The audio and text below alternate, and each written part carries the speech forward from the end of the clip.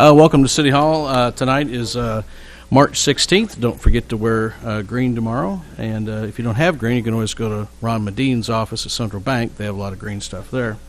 Before we call the meeting to order tonight, we'll have a prayer by Mr. Medine, and then please join me in the Pledge of Allegiance.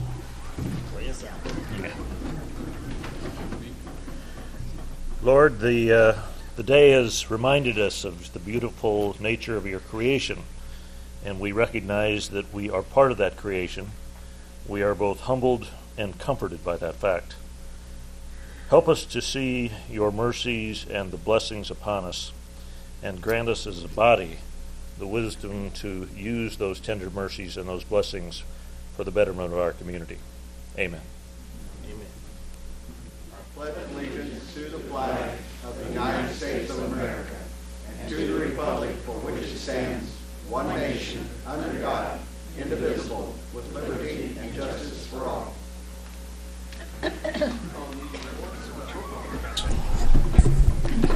Branch. Here. Costales. Here. Graham. Here. Henry. Here. Hussey. Here. Medine. Here. Mihalovich. Here. Prather. Here. Scribner. Here. Ward. Here. And we have a quorum tonight. We'll ask for a motion to adopt the agenda, please, in a second. So move. All those in favor, please say aye. Aye. All opposed, same sign. Motion passes. Next, we'll go into miscellaneous agenda items. And I'd like to call on Mr. Matt Marash. Tell us more about an engineering award that we just received. Well, I'll probably defer to Bob Gilbert and let him explain the award, but Ask basically it's Mr. for a Gilbert to Route come B forward. pump station out on the south side of town. It was part of a annexation agreement that the city update some sewer in the area and provide a pump station, and Bartlett and West was hired to do that work for the city engineering. Thanks, Matt. I'm not going to hold this up. It's kind of heavy, but I'll leave it here for City Hall. Hopefully it'll join another one downstairs in the Public Works Conference Room. We actually presented one in, I think it was 2012. We won the similar award for the Tanner Bridge Ellis Roundabout at that time, but this is actually a sewer project, so let me set that down so I can speak without huffing too much. Do I need to say my address and stuff? Or? Oh, no. No? Nope. Okay. Well, for those of you who don't know me, I'm Bob Gilbert. I'm with Bartlett and West. We're an engineering and technology solutions firm here in Jeff City. We have about 30 employees now right here in Jeff City, and worked on this project. It was actually completed in the spring of 2014, so it's been done for about a year. We presented our information to the American Council of Engineering Companies. It's a state organization of engineering companies, and we're selected with the Grand Award for engineering excellence on this project.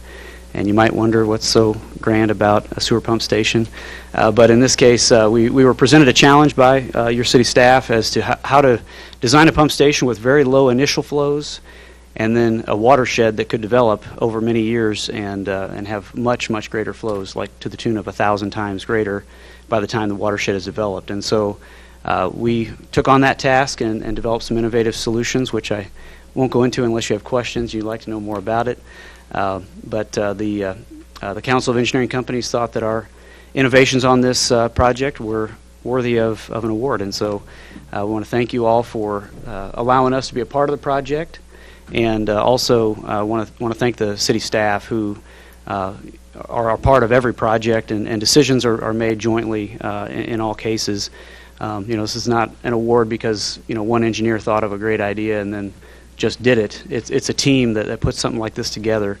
In addition, another great outcome I think of this project was after its completion in the spring of 2014. It also enabled us to be looking at things as a community like the Special Olympics Training for Life campus. That's coming to Jefferson City, and would not be possible if the sewer wasn't actually in the watershed to serve it. And so, again, a great testament to investment in infrastructure and how it leads to economic development and expansion. So we thank you for allowing us to be a part of it, and just going to leave it here with you. And we have a carbon copy at our office as well that we'll hang, and again, just appreciate us being involved. Bob, thanks for what you guys do. Obviously, you do a great job there at Bartlett and West, and it seems like any project that begins or start with the word Tanner Bridge, you have a tendency to bring home awards. So that's good. That's good. All righty. Thank you Good very comment. much. I How need about to a round remember of that. applause for Bob and his team? And, of course, our team for helping design, too. Thank you, sir. You can give that to Matt. I'm sure he'll make sure it gets home and not in his rec room. Or downstairs home, I should say. All right.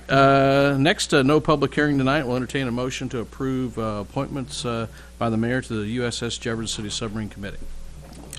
Second. Is there a second? All in favor, please say aye. Aye. All opposed, same sign. That passes unanimously. Next, we'll move into the Lockwood Rome report. This is dealing with our multi-purpose building.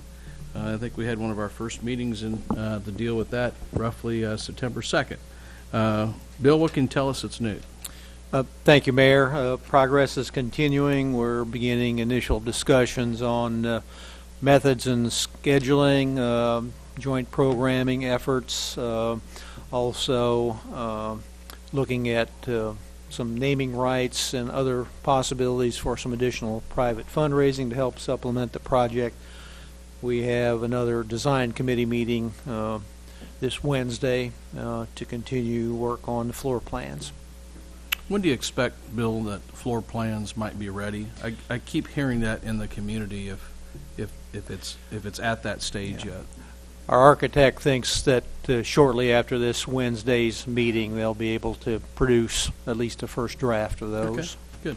Okay. All right, any questions for Bill by the council? All right, thank you, Bill. Appreciate it. Appreciate Dr. Rome's help behind the scenes there, too. Next, Miss Jamie Abbott. Jamie, welcome. Thanks for being here tonight.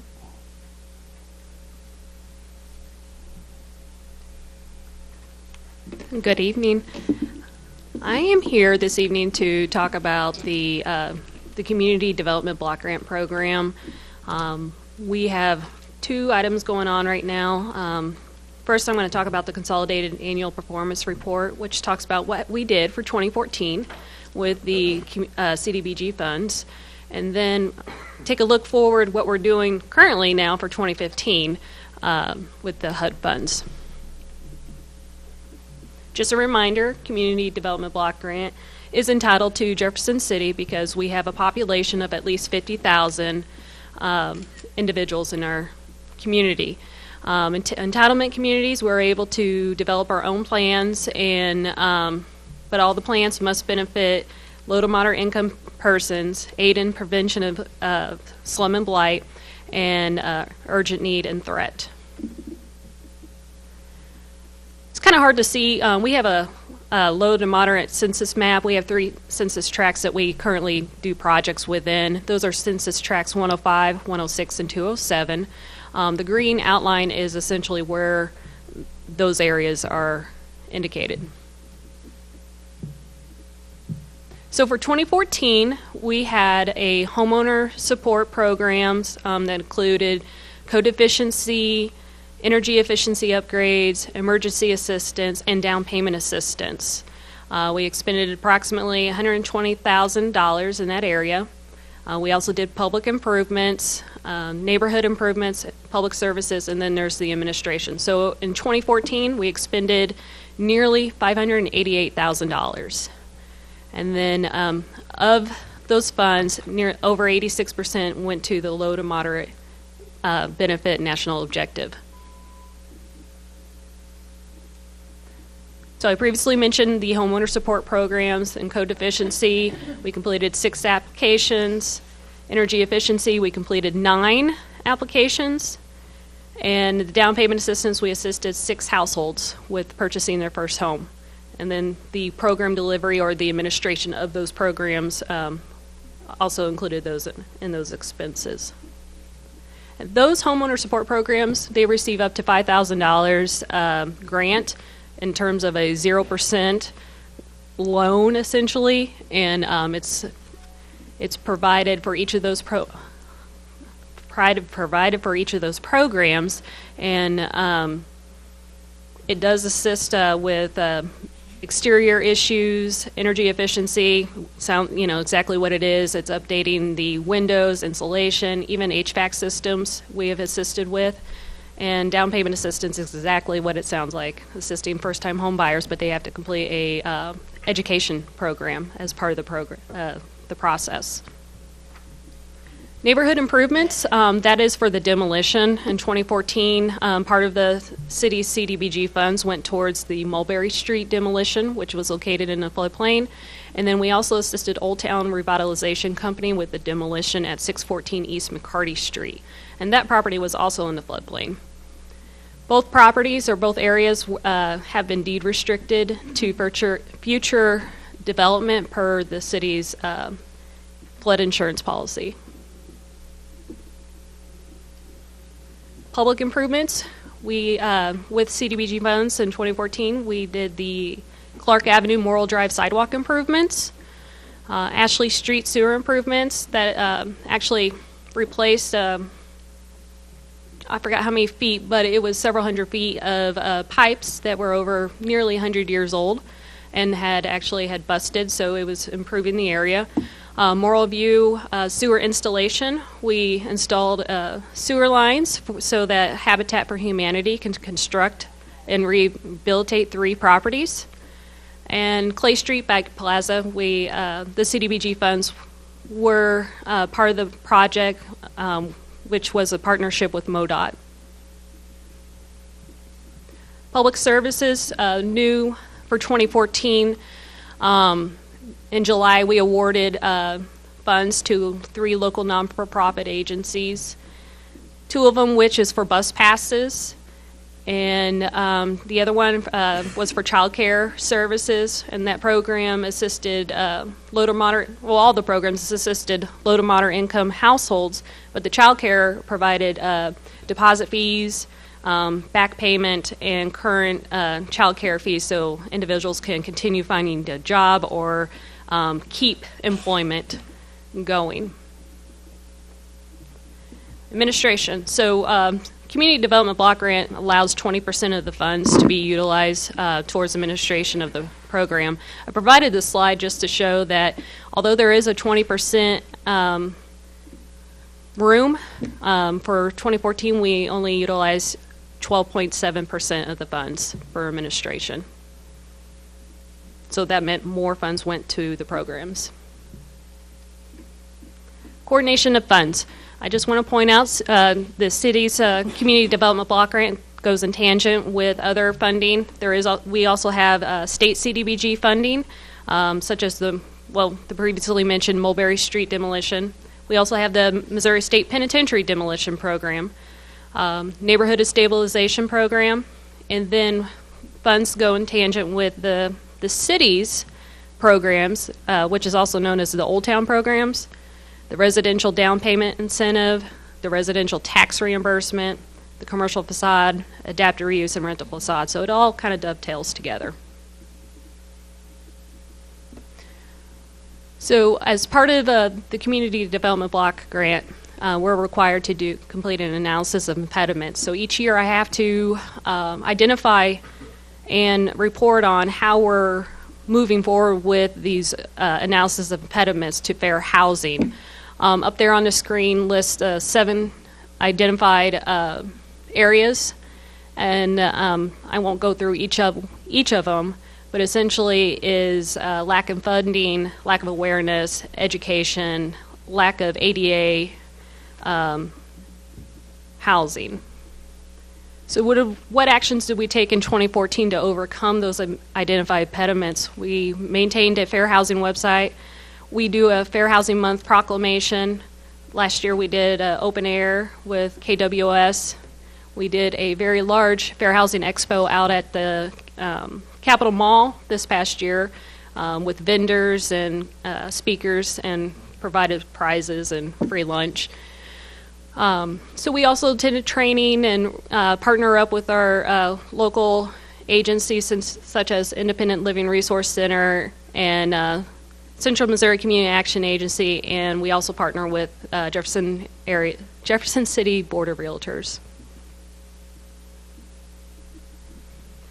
So currently, right now, I'm accepting comments on what I just explained to you. I have a report out on our website for the 2014 CAPER, which also means the Consolidated Annual Performance Evaluation Report. So I'm accepting comments on that until March 20th, and the comments can be submitted to J.C. Planning at Jeff City Mo, or it can be mailed at the address listed for here at City Hall. So looking forward, we're into our 2015 program year, and later this evening you all are going to be reviewing a resolution for the 2015 annual action plan. Up on the screen I have the proposed programs and budget. The programs are out of the consolidated plan, which were already identified and approved by the council. So we're going to continue with the homeowner rehab and down payment assistance, budgeting that at $75,000, and public facility improvements at $69,460. The public services, which goes to the local non-for-profits, and it's a competitive grant process, at $25,000. Demolition assistance for the neighborhood improvements at $25,000, and then the administrative and planning, which is capped at the 20%. So HUD has already identified to us the local allocation for this year is at $243.75. Does anybody have any questions? Any questions for Ms. Abbott, by the council body? Thanks for the report. I appreciate it. I do have a question. It appears, if I'm understanding this correctly, that we spent $587,000. Yeah. Was that because of carryover funds? That is exactly true. We had a large amount once I came on, and according to HUD guidelines, those funds had to be expended pretty quickly. So we will not continue to have the 500 and some odd amount. So in essence, we had zero or practically zero balance that you're working from? Correct. Okay. Yeah. Thank you. Any other questions, Jamie? Jamie, thanks for being here tonight, and you're doing a great job. Let's give her a round of applause and her team also. Okay, next we have a proclamation dealing with our new fire station here in town. Excuse me, a fire museum. I'll ask Chief and his people if they would please come to the podium. I'll read this while you guys make it up here. You're firemen. I'm assuming it won't take very long. Whereas the City of Jefferson and the Board of Jefferson City Fire Museum recognize the 80th anniversary of the opening of Fire Station Number 2 at 912 East Miller, and that comes up this Sunday, March 22nd. And whereas this historic fire station opened on March 22nd of 1935 and served as an active fire station until September 25th, 1971. Since that date, the station functioned as the city's first animal shelter and has served as offices for the Finance Department, Public Works, Animal Control, Code Enforcement, Fire Department Training Area, and also storage for the Jefferson City Fire Department. Whereas the former Station 2 has served the city of Jefferson and its citizens well over the last 80 years. And whereas the city of Jefferson continues to own and support redevelopment and reuse of the Fire Station Number 2. Whereas the vision of former Fire Chief Fred Robertson did recognize the need for fire protection in newly developing neighborhoods, both east and west of our downtown area, along with expansion of the city's fire department in terms of real estate, equipment, staffing, and training. And whereas members of the Jefferson City Fire Department are working to protect, preserve, and interpret the history of the city's legacy of service to fire protection and prevention based in this former fire station. And whereas the city of Jefferson will benefit from revenue generated by tourists visiting our great capital city, along with the museum and other places of interest within the city. And whereas revitalization of an east side neighborhood, along with the construction of the new interchange at Lafayette, a new bridge at Chestnut Street, and, last but not least, a multi-purpose building in partnership with Lincoln University and our Parks and Rec Department, are all ongoing processes that will benefit this revitalization of the former fire station as a museum and tourist attraction. I'm very lucky to have a dad that was a firefighter. We served together. I don't sign a lot of things with his name, which is my middle name, John. But now, therefore, I, Eric Johnstrup, Mayor of Jefferson City, and former firefighter, to here recognize the former Fire Station 2 as Jefferson City's Fire Museum. Thank you, gentlemen. And Chief, you can tell us about what's coming up Sunday. Certainly, and I'd also like to take the opportunity to recognize who I have with me here tonight. Captain Tim Young, you probably recognize as the official historian for the fire department. You'll also know that he has a book that he has been selling over the last 3 years, 2 years. 2 years. And the proceeds of that book, which he still has a few left, 1 box left, limited edition, 2 boxes left. We'll have those out there on Sunday as well for sale. But he has really been one of the original ramrods behind this operation. So I want to recognize him. Also one of our citizen members, Jane Beadham, who's kind of joined the team recently, but has been really vocal and helpful in a lot of our initiatives that we've been really working on this year. Behind me also is Captain Steve Holtmeyer, who's been doing a lot of the physical labor and manual work behind the project, so I want to recognize him. You may also recognize one of our citizen members, recently a citizen member, but the former fire marshal for the state of Missouri, Randy Cole, also with us. And so if you'd like, I could go ahead and go right into the announcement. Is that good for you? Yes, sir. So I want to officially welcome the community to a kickoff event at 911 East Miller Street, the site of the old Fire Station No. 2 and Drill Tower. With the hard work of many volunteers and donations, the building is finally watertight, but is still in need of many other contributions and support to realize its full potential as a premier fire prevention and educational facility, all while honoring the rich history of the fire service in our community. We will have historical displays, fire service relics, all on hand, and activities and handouts for the kids, and of course, light refreshments. We hope to share the vision of what a fire museum could be, and hope everyone here will be able to make it. Again, that's March 22nd, 1 to 3 p.m. at 911 East Miller Street, and we'll proudly display the new proclamation, Mr. Mayor. Thank you. All right, Matt, thank you. Chief, appreciate it, and appreciate all your volunteers being here tonight. Great thing done by not only yourself, but our chief before, Jason Turner, I know. Everyone's played a big role in keeping that a museum, and it's a great thing, and we appreciate it. Let's give those guys a round of applause, please. Matt, here's your proclamation. Chief, here's your proclamation.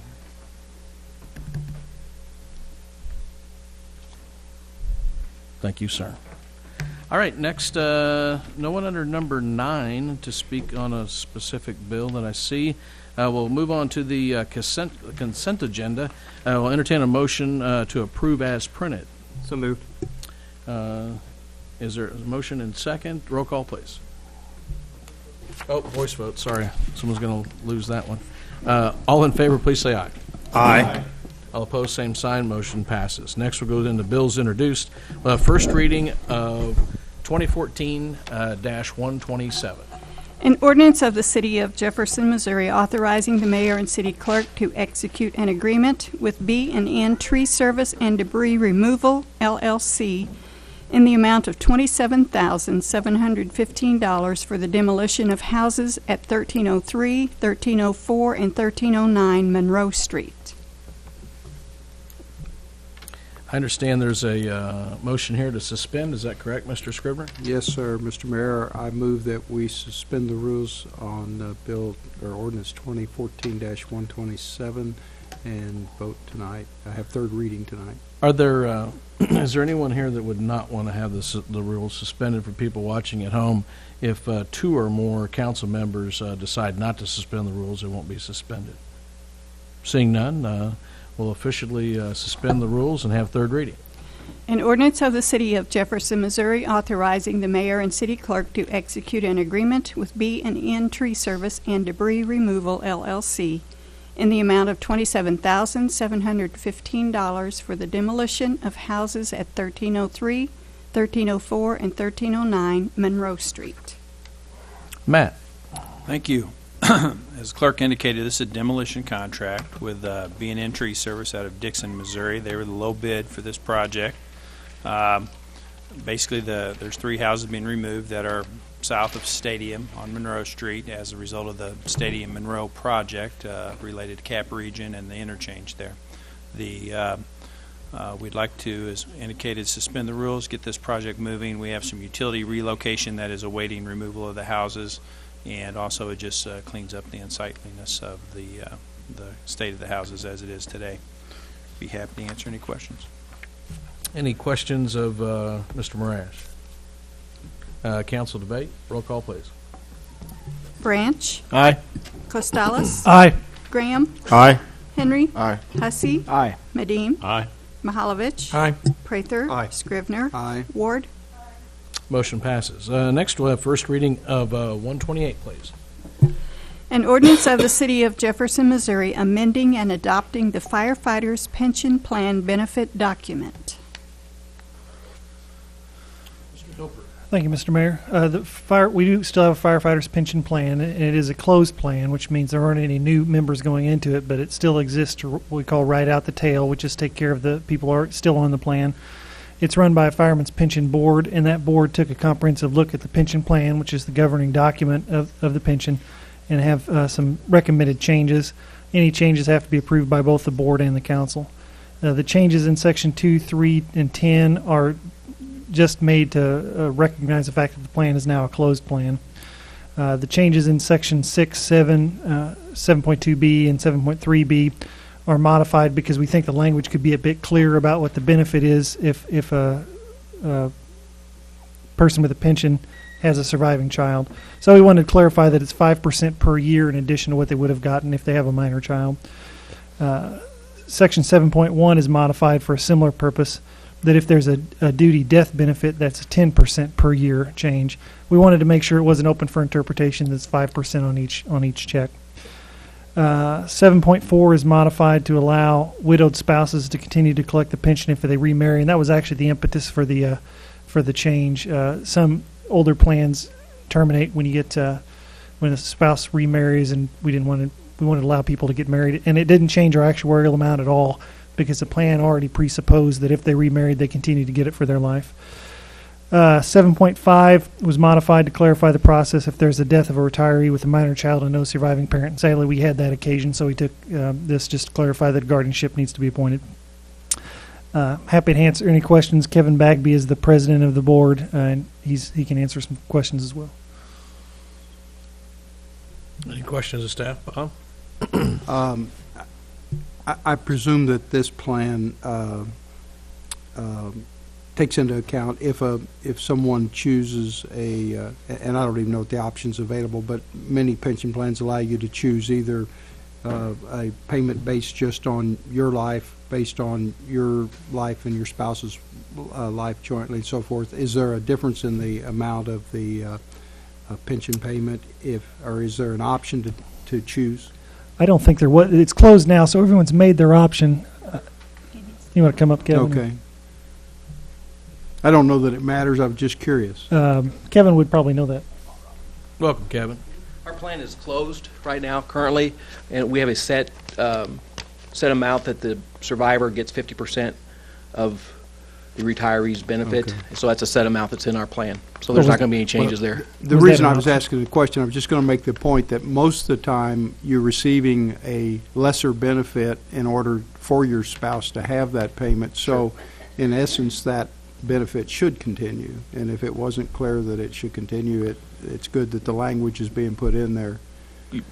That does not change, and it's been in our plan document all along. So This really was a rewrite to make sure it was clear that it's a 5% per year benefit rather than a 5% on each paycheck they get benefit. Okay. And as for the child. Okay. For So the benefit of the thank child. you. Any other questions to staff on 128? Thank you. All right. Thank you both. Well, first reading 129, please. An ordinance of the City of Jefferson, Missouri, authorizing the mayor and city clerk to execute a supplemental agreement with the Missouri Highways and Transportation Commission for transportation alternative program funds. Mr. Brash. Thank you. This ordinance would approve a supplemental agreement with MoDOT. You might recall back in February we just approved an agreement to agree to accept the TAP funds, a grant funding program for MoDOT for wayfinding. We approved that agreement, sent it back. MoDOT sent it to someone else to review, and they decided that there was a paragraph missing in the form document. So this would add that paragraph back. It's got some stipulations about federal regulations being followed in it. So that's what this does. Any questions for Matt on 129? All right, Matt, thank you. Thanks. Next, we'll go into bills pending. We'll have third reading of 121, please. An ordinance of the City of Jefferson, Missouri vacating a portion of a public alleyway between Case Avenue and Union Street near Monroe Street. Matt. Yes, thank you. As clerk indicated, this will vacate an alley and part of Case and between Case and Union Street. It's basically related to the Capital Region project that we've been talking about here at Monroe and Stadium, but we'll be retaining a utility easement along this alley. It's currently never been paved. It's an unimproved alley. Any questions of staff on 121? Seeing none, council debate. Roll call, please. Costales? Aye. Graham? Aye. Henry? Aye. Hussey? Aye. Medine? Aye. Mahalovich? Aye. Prather? Aye. Scrivener? Aye. Ward? Aye. Branch? Aye. Motion passes. Next, we'll have third reading of 122, please. An ordinance of the City of Jefferson, Missouri vacating and discontinuing rights-of-way and easements associated with lots 30 through 34 of the Trails of Kaufman Hills subdivision. Matt. Oh, I'm sorry, Janice. Go ahead. This facilitates the replat of the Trails of Kaufman Hills.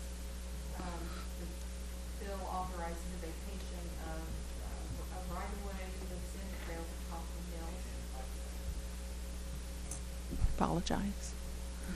This bill authorizes a vacation of right-of-way in the Trail of Kaufman Hills subdivision. Currently, the little cul-de-sac is the area that's going to be vacated, shown on this drawing. And the orientation is different between these two maps, so I apologize for that. But the vacation of this cul-de-sac will facilitate the replat of the subdivision so that the streets will be connected between Nob Hill and can't remember the name of the street. In this subdivision. So the next bill authorizes the replat of 5 lots. Any questions of Janice on this particular bill on 122? Any debate? Roll call, please. Graham? Aye. Henry? Aye. Hussey? Aye. Medine? Aye. Mahalovich? Aye. Prather? Aye. Scrivener? Aye. Ward? Aye. Branch? Aye. Costales? Aye. Motion passes. Next, we'll have third reading of 123, please.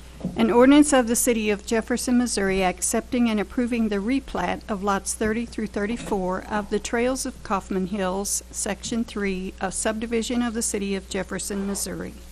Janice. Thank you, Mr. Mayor. This replat will create 5 lots on a little less than 3 acres in the Trails of Kaufman Hills subdivision. And then a new street will be connected from Nob Hill and eliminate the small cul-de-sac in the Trail of Kaufman Hills. Any questions of staff on 123? Seeing none, roll call, please. Henry? Aye. Hussey? Aye. Medine? Aye. Mahalovich? Aye. Prather? Aye. Scrivener? Aye. Ward? Aye. Branch? Aye. Costales? Aye. Graham? Aye. Motion passes. Next, we'll have third reading of 124, please. An ordinance of the City of Jefferson, Missouri authorizing the mayor and city clerk to execute an agreement with MECO Engineering Company, Incorporated, in the amount of $38,120 for the Walnut Pump Station odor control evaluation. Matt. Thank you. As the clerk indicated, this agreement's with MECO Engineering. They have an office here in Jefferson City. Basically, they're going to evaluate our odor control programs at the Walnut Street Pump Station, which is the pump station just west of the Capitol. Have some new development in the area. I think a bike shop's just recently had a grand opening there. So we want to try to get a jump on any odors escaping that facility with more people going to be in the area. Okay. Any questions by the council on 124? Carlos. Matt, is MECO the only company that perform this type of work in the area? No other engineering companies would as well. We go through a process of soliciting proposals and looking at information on hand we have at the city before they're selected. So they were the only bidders? This is an engineering contract, so they didn't necessarily bid. They have a proposal that's quality-based selection, so a committee's formed to choose who has some of the best expertise in this field, and then we negotiate a contract. Okay, thank you. Other questions on 124, Bob? Matt, at one time in that area, there was a dump port, Yeah. I guess. Are we still using that? They're going to the plant now. We've, had some issues probably with people dumping without notice, cleanliness, things of that nature, and so we have that manned at the plant now. Okay, so that's just sealed or Yeah, it's no longer available. okay. Excuse me. Any other questions on 124? Roll call, please. Hussey. Aye. Medine. Aye. Mahalovich. Prather. Aye. Scrivener. Aye. Ward. Aye. Branch. Aye. Costales. Aye. Graham. Aye. Henry. Aye. Motion passes. Next, we'll have third reading of 125, please. An ordinance amending Chapter 21, nuisances of the Code of the City of Jefferson, Missouri, defining a landowner's responsibility as it pertains to abatement of nuisances. Janice or Drew or both? Janice? Thank you, Mr. Mayor. Thank you, ma'am. Chapter 21 is our chapter on nuisances. We regularly use this code to seek remedy from property owners who have nuisances, including nuisances such as trash that may lie on land between the property line and the adjacent curb, street, or alley. It was recently discovered that requirement for the owner to be responsible for the maintenance of that area could be more clearly stated, and that's the purpose of this code amendment. Okay. Any questions on 125? Seeing none, any debate? Roll call, please. Medine. Aye. Mahalovich. Aye. Prather. Aye. Scrivener. Aye. Ward. Aye. Branch. Aye. Costales. Aye. Graham. Aye. Henry. Aye. Hussey. Aye. Motion passes. Next, we'll have third reading of 2014-126, please. An ordinance of the City of Jefferson, Missouri, amending the Code of the City of Jefferson, Missouri pertaining to after-hours operation. Janice? Thank you, Mr. Mayor. This is another code amendment clarifying the specific section that's applicable to this particular regulation. Chapter 17 pertains to the after-hours operations of certain businesses that may operate between the hours of 1:30 a.m. and 4 a.m. To comply with the fire code, these regulations are designed to safeguard patrons and the public at large, and so the specific requirement that an A2 assembly use should be mentioned in the code, and that's the purpose of this regulation. Any questions of staff on 126? Any council comments or debate? Roll call, please. Mahalovich. Aye. Prather. Aye. Scrivener. Aye. Ward. Aye. Branch. Aye. Costales. Aye. Graham. Aye. Henry. Aye. Hussey. Aye. Medine. Aye. Motion passes. Nothing on the informal calendar this evening. We do have 3 resolutions. The last 2 go together. We'll have a description of those in a minute. First, I'll have a description of 36, please. A resolution of the City of Jefferson, Missouri, adopting the CDBG 2015 Action Plan and authorizing its submission to the U.S. Department of Housing and Urban Development. Need a motion and second, please. Move. Second. It's been moved and seconded. Second was Prather. Janice, tell us more. Thank you, Mr. Mayor. This resolution would authorize the submission of the application to Department of Housing and Urban Development for the program year 2015. Jamie Abbott described the programs within that we would use the funds for, and we'd be happy to answer any questions. Any questions on 36? Council debate? Seeing none, roll call, please. Prather. Aye. Scrivener. Aye. Ward. Aye. Branch. Aye. Costales. Aye. Graham. Aye. Henry. Aye. Hussey. Aye. Medine. Aye. Mahalovich. Aye. Motion passes. Next, we'll have 2 different resolutions. We have 37 and 38. We're going to vote on them separately. but since they are somewhat of the same thing, the clerk will give us both descriptions now. RS 2014-37, a resolution of the City of Jefferson, Missouri, supporting the Jefferson City Police Department applying for Missouri Department of Transportation, Traffic, and Highway Safety Division grant programs, and authorizing the city administrator to pursue activities to file the funding application, including all understandings and assurances contained therein. All right, need a motion? Second, please. Second. So, Who's the mover? I'll move. You'll move. Who's going to second? Second. Carlos? All right. I thought We got you that already had play. movement. My fourth ward guys have finally, they got that play down pat. All right. It's been first and seconded, so now we have discussion. Chief, tell us more. Thank you, Mr. Mayor. Resolution 37 authorizes a grant application to the Missouri Department of Transportation, Traffic and Highway Safety Division. It will pay for overtime to those officers who enforce hazardous moving violations. The amount of the grant is $23,519.60. There's no match required, and this would be the 12th year of our participation. Any questions of Chief on 37? Roll call, please. Scrivener, Aye. Ward. Aye. Branch, Aye. Costales. Aye. Graham, aye. Henry. Aye. Hussey. Aye. Medine. Aye. Mahalovich. Aye. Prather. Aye. Motion passes. Next, I need a motion and second on Resolution 38, please. So moved. Second. Rick and Rick. Next, Chief, tell us more about 38. Thank you, Mr. Mayor. Again, this resolution would authorize the Police Department's application to the Missouri Department of Transportation, Traffic and Highway Safety Division. This grant pays overtime to those officers who enforce DWI law. The amount of the grant is $35,053.25. Again, does not require any type of match. And this would be the 10th year of our participation in the program. Any questions of Chief on number 38? Mr. Scrivener. Chief, I'm curious, and this could be applied, I guess, to both ordinances or both resolutions.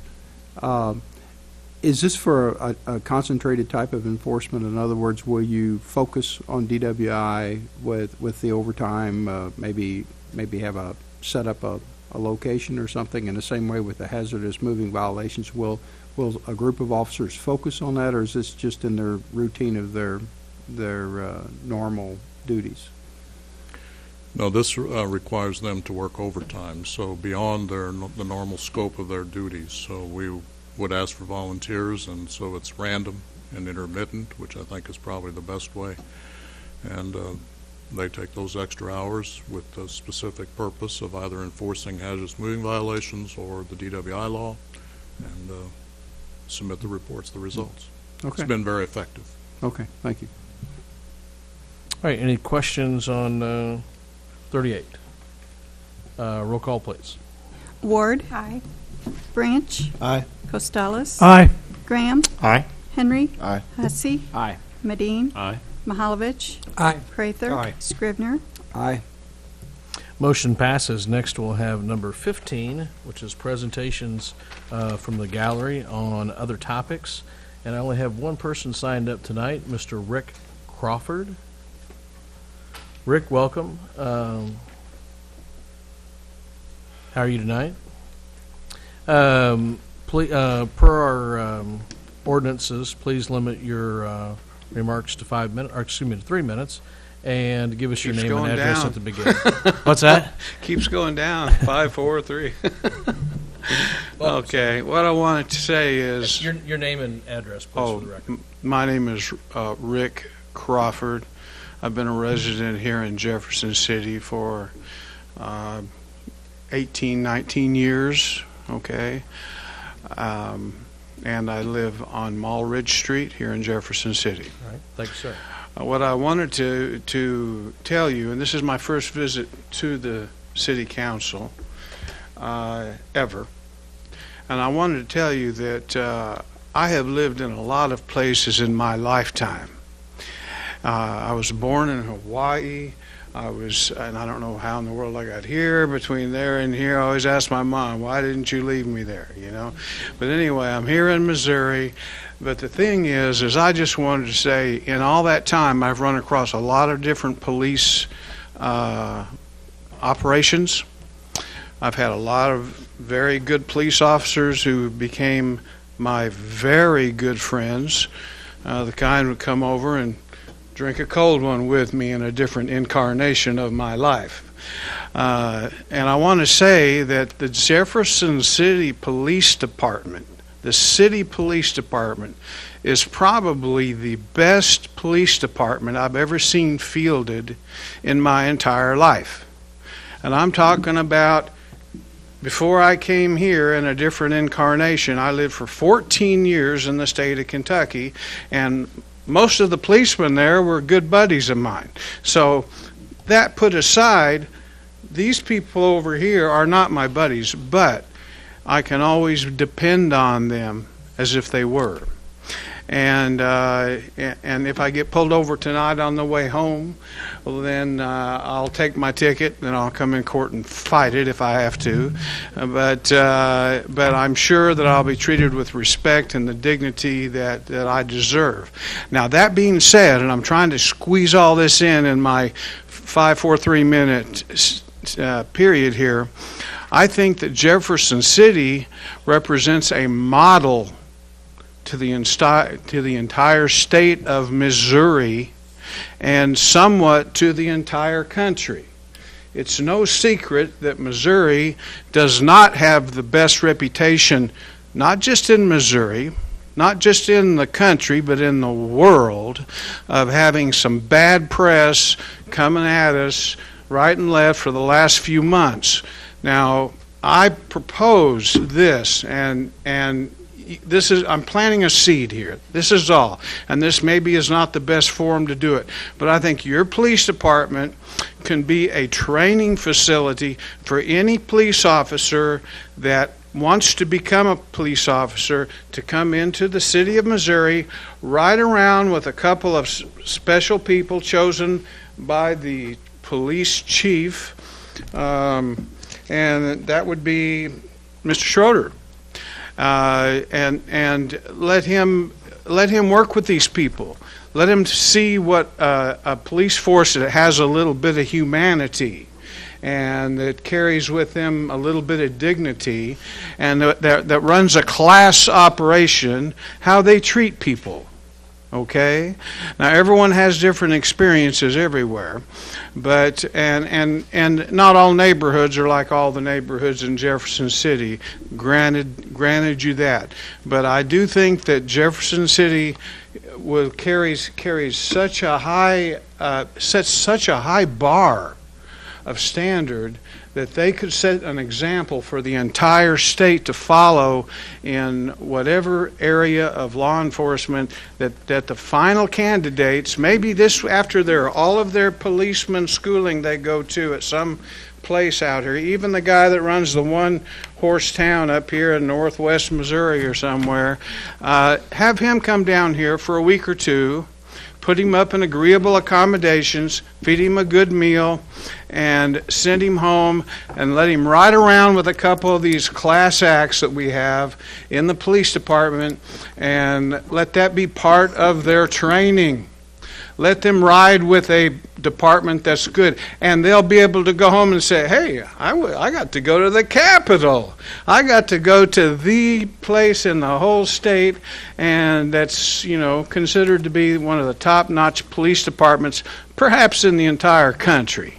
And this is something that Missouri needs to have, and I think that it's something that can be elaborated on later on. I'm sorry I've passed my 3-minute mark, and of course I have a lot more I could say on this. I could go on all night, but you guys got dinner waiting at home, so I'll spare you all of it. But hats off to the police chief, to the dispatchers, to all the sergeants and the lieutenants, to the detectives, and to the regular police officers, men and women that ride around this city protecting us every single day and at the turn of every corner.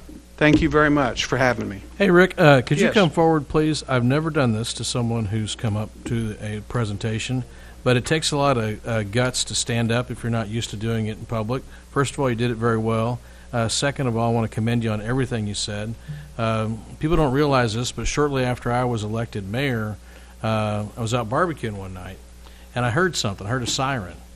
And all of a sudden I had this cold chill, and the hairs, or what little bit of hair I still have, it kind of stood up on the back of my neck. And I'm like, wow, this is kind of a different deal going from a councilman to a mayor. You're responsible for that siren, the people, the training, the stations, everything that goes in it. Sir, thanks for coming tonight. There's a city coin. And we are always looking for people to serve on our boards and commissions, and obviously you seem to have a very good relationship, or you think a lot of our police department. I would ask you to fill out an application and get on the list. I think they're golden. Thanks, sir. Just buy me a cup of coffee. No, but there's not a lot of those. I'd give you a get-out-of-jail-free card, but they took those away. That's very kind. Thank you. Under another mayor's administration. There's kind of a whole other joke around that. Thank you, sir. Appreciate it. Chief, you're not related, are you? No, I've never seen this gentleman before in All my right, life, thanks. and he certainly well is a done gentleman. by all of our public servants. Okay, next we'll have on 16, councilor staff discussion of presentation topics. Yes, sir, Carlos. I just want to, this past weekend, Councilman Costales and I held another 4th Ward Town Hall meeting, and I want to thank city staff. Ms. Janice McMillan came out, and Councilman Bob Scrivener came out, so I just want to thank those individuals for coming out to support our event. All right, anyone else? Rick. I was debating whether to mention this or not, but after our presenter, I decided to go ahead that the police department is underway with the Citizens Police Academy. We're on week 3 of 11 weeks, 3 hours a night. It's quite a commitment by the staff of the police department as well as the citizens. I think there's almost 30 that have taken up that, and Councilman Scrivener is a part of that police academy. And I hope we get badges at the end of this, Chief. That's what I'm in for. But I would also, I guess I'm not speaking too much out of line, Chief, but any councilman is probably welcome at any of those sessions for the next 9 weeks. And they're all held at the training room, except for maybe the day they're on the shooting range. Yes, that's absolutely true, and they're Thursday nights from 6 till 9. And you don't have to attend every one. I understand the hectic schedules, but you're certainly welcome. And we can provide a schedule if you have a particular night you'd be more interested in. Mr. Graham, did you say something? There's some other people here that are graduates of that? Yes, You sir. I reminded me of believe that. I'm a graduate of that, and I believe you're a graduate as well, right? Yes, sir. Yes. So, yeah, look, and Ms. Phyllis, you're a graduate as well. Phyllis went with her daughter. Yeah. Any other staff members or anyone else in the audience? Maybe we can come back and hood them. Or cuff them. You can try. All right, wasn't planning on using the word cuff tonight, but you never know. Any new business to bring before us tonight? Any unfinished business? At this point in time, we'll ask for approval of our closed session minutes from March the 9th. I need a motion and a second. Discussion, seeing none, roll call, please. Branch. Aye. Costales. Aye. Graham. Aye. Henry. Hussey. Aye. Medine. Aye. Mahalovich. Aye. Prather. Aye. Scrivener. Aye. Ward. Abstain. And that motion passes, and with that, I'll call on Mr. Medine. Move that we adjourn. Second. It's been moved and seconded that we adjourn. All in favor, please say aye. All opposed, same sign. Travel safe, and don't forget to wear green tomorrow.